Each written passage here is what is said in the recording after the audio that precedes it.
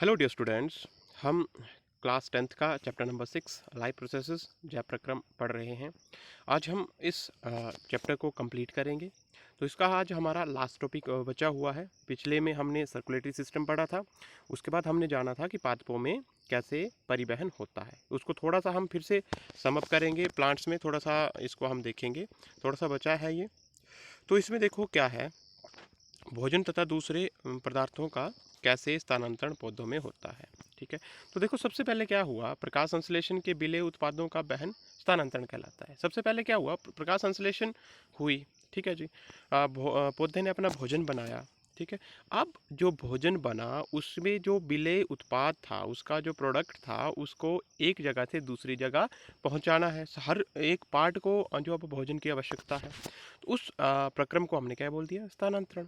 ठीक है, जो कौन करता है, फ्लोएम के द्वारा होता है। ठीक है जी, फ्लोएम के 4 घटक होते हैं। उसके बाद स्थानांतर पत्तियों से पौधों के शेष भागों में जो ऊपरमुखी या अधोमुखी दोनों दिशाओं में होता है। जहाँ पे वो बन रहा है, देखो किचन कहाँ है, प्लांट का पत्तियाँ हैं, वहाँ से ऊपर के पार्ट जो है उसके प्लांट के, उसको भी चाहिए भोजन, नीचे के पार्ट को भी चाहिए। उसके बाद फ्लोएम द्वारा स्थानांतरण ऊर्जा के प्रयोग से पूरा होता है। अतः सुक्रोज फ्लोएम उत्तम में एटीपी ऊर्जा से परासरण बल द्वारा स्थानांतरण होता है। ठीक है, ये है किस तरह से भोजन तथा दूसरे पदार्थों का जो है वो स्थानांतरण होता है पौधे में। ठीक है, रही बात जल की, तो कल हमने डिस्कस करा था, उसके लिए जाइलम पड़ा हुआ है। ठीक है, जाइलम जो है वो जड़ों से पूरे प्लांट में क्या करता है, जल को पहुंचाता है। ठीक है जी, इसके बाद आज हम उत्सर्जन तंत्र, मानव उत्सर्जन तंत्र के बारे में डिटेल में पढ़ेंगे। पहले देखते हैं कि उत्सर्जन तंत्र है क्या। देखो, वे जय प्रक्रम जिसमें जीवों में उपापचयी क्रियाओं में जनित हानिकारक नाइट्रोजन युक्त पदार्थों का निष्कासन होता है, उत्सर्जन कहलाता है। ठीक है जी, वो प्रक्रम देखो क्या हुआ। मैं अपनी बॉडी की बात करूं, मानव शरीर की बात करूं, तो क्या हुआ, हमने जो है वो भोजन खाया, उसके बाद हमने श्वसन किया, उससे जो है वो हमने भोजन को तोड़ा।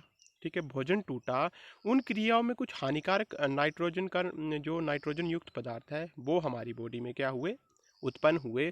उनको शरीर से बाहर निकालने की प्रक्रिया को हम क्या कहते हैं, उत्सर्जन कहते हैं। ठीक है, उत्सर्जन बहुत जरूरी है। अगर ये हानिकारक पदार्थ हमारी बॉडी में संचित होते रहेंगे तो हमें विभिन्न प्रकार की बीमारियां हो सकती है। इसलिए ये बहुत जरूरी हमारा प्रक्रम है। तो मानव उत्सर्जन तंत्र क्या है, या उत्सर्जन तंत्र क्या होता है, वे जैव प्रक्रम जिसमें जीवों में उपापचयी क्रियाओं में जनित जो हानिकारक नाइट्रोजन युक्त पदार्थों का निष्कासन होता है, उसे उत्सर्जन तंत्र कहते हैं। ठीक है, एक कोश के जीव इन विशिष्ट पदार्थों को शरीर की सतह से जल में विसर्जित कर देते हैं। अब देखो, हर एक जो अब हमारे जो जीव होते हैं, कोशिकीय या बहुकोशीय, इसमें अलग अलग तरीके से जो है वो इन पदार्थों को बाहर निकालते हैं। ठीक है, जो जल में रहते हैं वो डायरेक्ट जो है वो जल जो है वो अमोनिया सिक्रिएट करते हैं।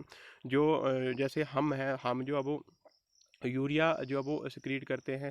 जो जैसे हमारे पक्षी होते हैं, उनको ज़्यादा पानी की आवश्यकता होती है, इसलिए वो यूरिक अम्ल के रूप में जो है वो नाइट्रोजनीकरण बेस जो है वो उत्पन्न करते हैं। ठीक है जी, इसके बाद अब थोड़ी सी नज़र मारते हैं कि हमारा एक्सक्रीटरी सिस्टम, जो ह्यूमन एक्सक्रीटरी सिस्टम है, वो उसमें क्या क्या होता है। ठीक है जी, तो देखो सबसे पहले ये इसका चैप्टर डायग्राम हम पढ़ चुके हैं पहले, इसलिए इसको हम सिर्फ देखेंगे।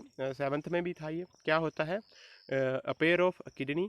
ठीक है, जो हमारा एक ब्रिक का पेयर होता है, लेफ्ट और राइट हमारे किडनी आ गई। उसके बाद क्या होता है हमारा यूरेटर।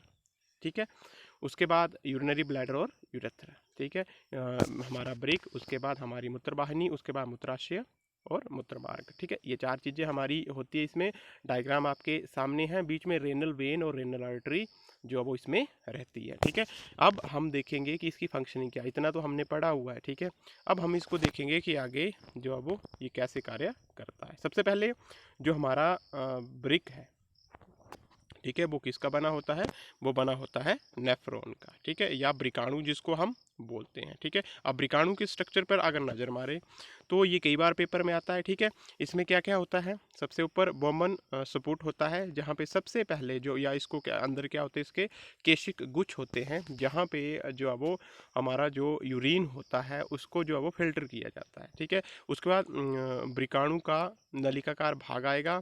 ठीक है, उसके बाद हमारी वृक्क धमनी, और यहाँ पे हमारा जो संग्राहिक वाहिनी है, यहाँ पे लास्ट में जो भी हमारा इसके हम फंक्शनिंग नीचे देखेंगे, जो यूरिन से जो पदार्थ होंगे या जो क्लोरीन होती है उसको कैसे जो है वो निकाला जाता है, उसको हम नीचे देखेंगे। ठीक है जी, इसके बाद अब इसकी वृक्क में उत्सर्जन की क्रिया विधि को जानते हैं। ठीक है, वृक्क की संरचना ऊपर थी, अब इसमें होते क्या है, 3 पार्ट्स इसके मेन है जो हमने अभी ऊपर देखे डायग्राम में। ठीक है, तो इसमें क्या क्या रहेगा हमारा, सबसे पहला पार्ट रहेगा हमारा कोशिका गुच्छ। ठीक है, निस्यंदन। इसमें क्या है, जब देखो वृक्क धमनी की शाखा वृकाणु में प्रवेश करती है। ठीक है, वृक्क धमनी की जो शाखा थी वो वृकाणु में प्रवेश करती है, तब जल, लवण, ग्लूकोज, अमीनो अम्ल व अन्य नाइट्रोजनी अपशिष्ट पदार्थ कोशिका गुच्छ में से छनकर बोमन स्फुट में आ जाते हैं। सबसे पहला जब वृक्क धमनी की शाखा जो होगी वो वृकाणु में प्रवेश करती है। देखो यहाँ पे क्या होता है हमारा वृक्क में, क्या होता है, प्योरिफिकेशन ऑफ ब्लड। ठीक है, ब्लड को जो है वो यहाँ पे प्योरीफाई किया जाता है। ठीक है, बहुत महत्वपूर्ण है। तो देखो क्या हुआ, ये हमारी जो वृक्क धमनी है, वृक्क धमनी जब पहुंची हमारी कोशिका गुच्छ में, तो क्या हुआ, यहाँ पे जितना भी उसमें जल था, ग्लूकोज था, या उसमें विभिन्न प्रकार के जो लवण थे, उनको क्या कर लिया गया, उनको जो है वो छनकर बोमन स्फुट में चले गए, उनको छान लिया गया। अब वो कहाँ चला गया, हमारा दूसरा बोमन स्फुट में। ठीक है, अब वर्णात्मक पुनः अवशोषण अब क्या करेगा, जो वृकाणु का नालिका भाग में शरीर के उपयोगी पदार्थों जैसे ग्लूकोज, अमीनो अम्ल, लवण, जल आदि का अवशोषण हो जाएगा। ठीक है, जो हमारा इसका वृकाणु के नलिका भाग है। ठीक है, देखो इसको हम फिर से ऊपर देखेंगे, ये जो भाग दिखाई दे रहा है आपको, वृकाणु का नलिका भाग, यहाँ पे क्या होगा, जो हमारे शरीर में उपयोगी जो हमारे लवण है या अमीनो अम्ल है या प्रोटीन है, यहाँ से जो निकले, इनको यहाँ पे क्या कर लिया जाएगा, अवशोषण कर लिया जाएगा। ठीक है जी, अब क्या हुआ, ठीक है, अब लास्ट है हमारा नलिका स्त्रावण। यूरिया, अतिरिक्त जल व लवण जैसे उत्सर्जी पदार्थ वृकाणु के नलिका भाग के अंतिम सिरे पर रह जाते हैं, वह मूत्र के निर्माण करते हैं। अब जो बेस्ट प्रोडक्ट है जो हमारे लिए जरूरी था, अब उसको हमने क्या कर लिया, उसको हमने अवशोषण कर लिया वहाँ पे। अब जो बेकार था उसको मूत्र के निर्माण हो गया वहाँ पे, और वो अंतिम सिरे में चला जाएगा। ठीक है, वहाँ से वो मूत्रवाहिनी से होता हुआ मूत्राशय में अस्थायी रूप से क्या होता है, स्टोर किया जाता है। उसके बाद उसको मूत्र द्वार से बाहर निकाल दिया जाता है। ठीक है, बहुत इंटरेस्टिंग ये कंसेप्ट है। एक बार फिर से हम इसको डायग्राम से देखेंगे। सबसे पहले क्या हुआ, देखो पहले जो वृक्क धमनी है वहाँ से जो अब वो हमारा जो केशिका गुच्छ है, यहाँ पे आके चीज़ों को फिल्टर किया गया। जो फिल्टर किया गया वो कहाँ चला गया, बोमन संपुट में। वहाँ से उसको जो हमारा ये नलिकाकार भाग होता है वहाँ पे उसको क्या कर दिया, अवशोषण कर लिया गया। ठीक है, इसके बाद जो हमारा बच गया उसको बिल्कुल लास्ट में इसका जो नलिकाकार भाग होगा उसको संग्रह किया जाएगा। वहाँ पे जो अब मूत्र निर्माण होगा। उसके बाद वहाँ से उसको जो अब फिर से जो हम ऊपर डायग्राम देखेंगे, इसको यूरेटर से या फिर यूरेटर से वो चला जाएगा नीचे। ठीक है, यूरेटर के बाद वो यूरिनरी ब्लैडर जिसको हम मूत्राशय बोलते हैं, वहाँ पे जाएगा और वहाँ से मूत्र मार्ग से वो बाहर निकाल दिया जाएगा। ठीक है, तो ये थी हमारी वृकाणु की जो अब वो क्रिया विधि, किस प्रकार से ये चीज़ बनती है। अब एक और कंसेप्ट हमारा यहाँ पे आता है कि कृत्रिम वृक्क क्या होती है, आर्टिफिशियल किडनी क्या होती है। देखो आज एक बड़ी ही जनरल सी बात हो चुकी है कि बहुत से हम लोग जो होते हैं वो किडनी इन्फेक्शन से जो है वो गुजर रहे होते हैं, और कई बार क्या होता है बिल्कुल किडनी जो है वो काम करना छोड़ देती है। ठीक है, एक छोड़ गई, एक पे आदमी सरवाइव करता है, लेकिन कई बार क्या होता है कि दोनों जो है वो छोड़ जाती है। तो क्या किया जाता है, आर्टिफिशियल किडनी के रूप में जो है वो उसको जो है वो ब्लड को प्योरीफाई करना पड़ता है। इस चीज़ को क्या बोलते हैं, कृत्रिम ब्रिक या अपोहन बोलते हैं। ये एक ऐसी युक्ति है जिसमें द्वारा रोगियों के रुधिर में से कृत्रिम ब्रिक की मदद से नाइट्रोजन युक्त अपशिष्ट पदार्थों को निष्कासित किया जाता है। देखो, अगर ब्रिक काम नहीं कर रहे हैं, ब्लड प्योरीफाई नहीं हो रहा है, तो नाइट्रोजन का जितने भी वेस्ट है वो बॉडी में ही रहेंगे, वो ख़त्म नहीं होंगे और उसके क्या होगा, हमारी मृत्यु हो सकती है। अगर दोनों किडनी काम नहीं कर रही है तो अपोहन ब्लड को क्या किया जाता है, कृत्रिम जो हमारी ब्रिक है उसमें पूरा जो है वो बाहर लेके आ जाएगा, वहाँ पे उसको फिल्टर किया जाएगा, वहाँ से नाइट्रोजनीकरण जो वेस्ट है उनको बाहर निकाला जाएगा, दोबारा बॉडी में जो है वो क्या किया जाएगा, ब्लड को भेजा जाएगा। इस पूरे प्रक्रिया को अपोहन या कृत्रिम ब्रिक के रूप में जाना जाता है। ठीक है जी। इसके बाद प्रायः एक स्वस्थ जो वयस्क व्यक्ति है वो प्रतिदिन 180 लीटर आरंभिक जो वो निस्यंद ब्रिक में होता है, जिसमें से उत्सर्जित जो हमारा मूत्र आयतन होता है वो 1.2 लीटर जो वो एक दिन का होता है। ठीक है। और जो शेष बचता है उसको पुनः अवशोषित कर लिया जाता है ब्रिक नलिकाओं में। ठीक है जी। ये इंटरेस्टिंग एक डाटा है। ठीक है। इसके बाद इसमें हम देखेंगे कि पादपों में कैसे उत्सर्जन होता है। ये तो था कि मनुष्य और जीवों में कैसे उत्सर्जन होता है। इसके बाद पादपों में भी उत्सर्जन की आवश्यकता है। ठीक है।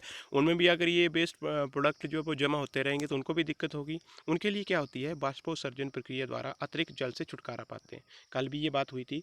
ठीक है। तो जितने भी हमारे प्लांट्स हैं, अगर उनमें पानी ज़्यादा हो जाता है तो वो पत्तियों में छोटे छोटे जो रंध्र होते हैं जिनको हम स्टोमेटा कहते हैं, वहाँ से उस जल को बाहर कर देते हैं। बहुत से पादप अपशिष्ट पदार्थ कोशिकीय रितिका में संचित रहते हैं। ठीक है। उसके बाद क्या रहते हैं वो अन्य अपशिष्ट पदार्थ रेजिन और गोंद के रूप में पुराने जाइलम में संचित रहते हैं। कई बार क्या होता है, देखो हम प्लांट की अगर बिल्कुल तने पे देखें तो एक गोंद सी हमें दिखाई देती है, या कुछ रेजिन या कुछ हमें कुछ बाहर जो वो प्रोडक्ट मिलता है वो भी उनमें क्या होता है, बेस्ट प्रोडक्ट निकालने का एक तरीका होता है। ठीक है। कई बार पादप कुछ अपशिष्ट पदार्थों को अपने आसपास मृदा में विसर्जित कर देते हैं, जो मैंने अभी बात की। और कई बार क्या होता है, कुछ प्लांट ऐसे करते हैं जितने भी उनके जो है वो वेस्ट होता है उनको पत्तियों में जो है वो इकट्ठा कर लेते हैं। जैसे ही बहुत ज़्यादा उसमें वो अमाउंट हो जाता है वो पत्तियों को गिरा देते हैं।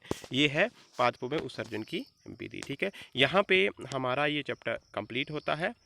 ठीक है। इसमें कोई भी अगर आपको प्रॉब्लम होगी तो आपने मेरे से शेयर करनी है, हम उसको दोबारा से पढ़ेंगे। Thank you.